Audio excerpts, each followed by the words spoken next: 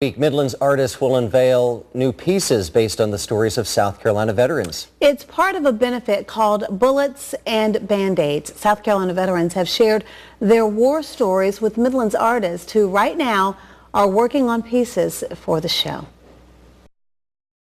The defining moments.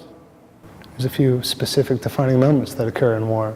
Out of the violence, uncertainty, and death that goes with 2 tours in Afghanistan, Sergeant Robert LaHoop's moment came quietly. We were told that there was some Al-Qaeda that were immediately across the street. Basically, like any good Marine, I was running through the mantra of what I was supposed to do if I saw them, which was kill them.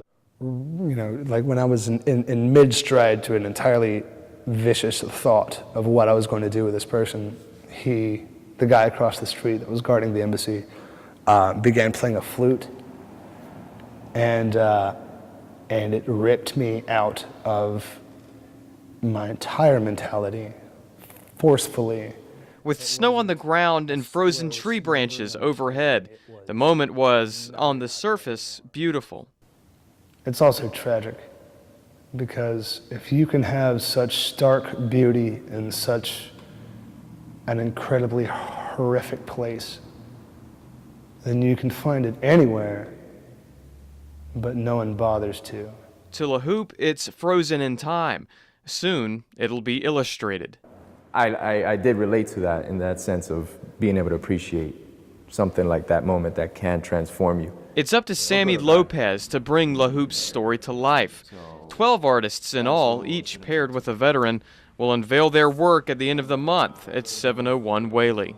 The blend of the artist's expression with these soldiers' personal stories coming together, I think it's a really raw experience.